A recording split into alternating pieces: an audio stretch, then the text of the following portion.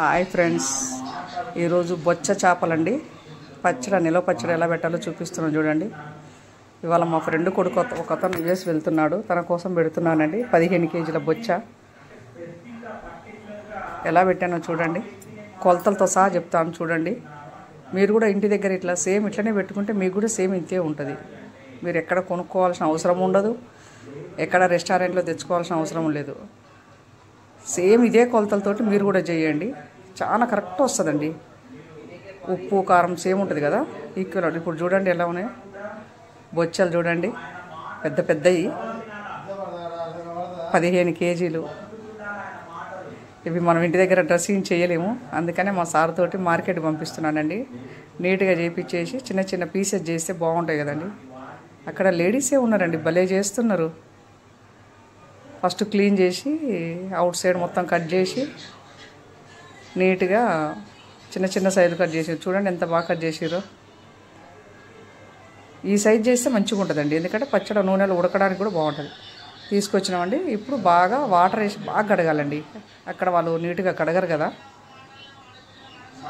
First వాటర్లో కడగాలి, తర్వాత సాల్ట్ వేసి కడగాలండి. కొద్దిగా మురికి పోతుంది కదా, మురికి పోయినాక వాటర్ నిమ్మకాయ వేస్తే బాగుంటుంది.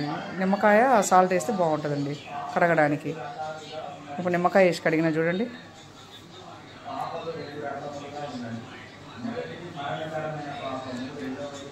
ఇవి కడిగి కొద్దిసేపు ఆరబెట్టాలండి. ఎంత లేదనుకుని ఒక 5 అవర్స్ ఆరబెడితే ఇంకా చాలా బాగా వస్తుందండి. ఆయిల్ తక్కువ లాగుద్ది, ముక్క కూడా మంచిగా ఉడుకుద్ది. 5 అవర్స్ మన టైమింగ్స్ని బట్టి మ్యాక్సిమం ఒక 1 అవర్ అయినా పెట్టాలి. ఇంకా ఎక్కువ టైం ఉంటే ఎక్కువ కూడా ఆరబెట్టుకోవచ్చు. చూడండి ఇప్పుడు ఎట్లా ఉన్నాయి అవి, ఒట్టి తునకలు ఉన్నట్టు అంటారు కదండి. జట్టు గట్టిగా ఎట్లయిందో ముక్క, మన మామిడికాయ ముక్క లాగలేదండి గట్టిగా.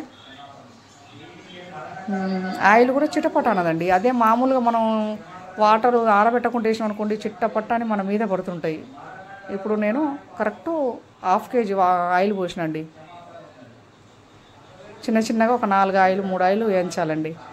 ఒకటేసారి అయితే పట్టదు కదా 15 కేజీలు.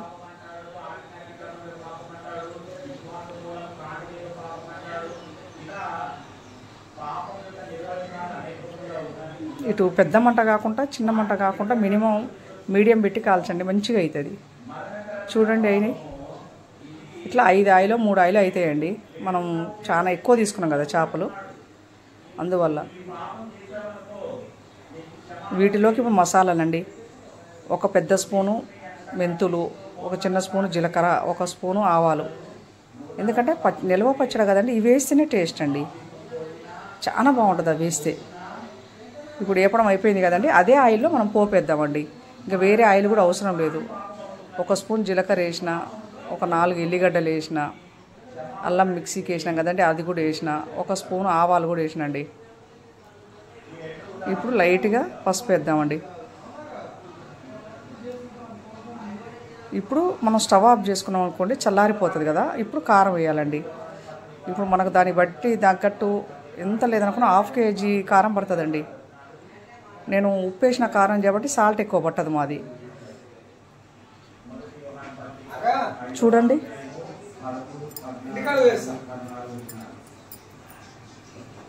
ఇప్పుడు కారం నూనె అన్నీ చల్లారినాయి కదండి, మనం వేపినవన్నీ అందులో వేద్దామండి.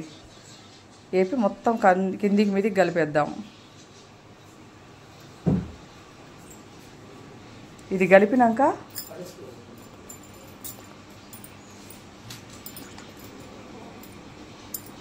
ఇప్పుడు జీలకర్ర మెంతుల పొడి మనం ఇందాక వేసినాం కదండి మిక్సీకి, ఆ జీలకర్ర మెంతుల పొడి వేసేస్తే పచ్చడి అయిపోయినట్టే అండి. ఎంత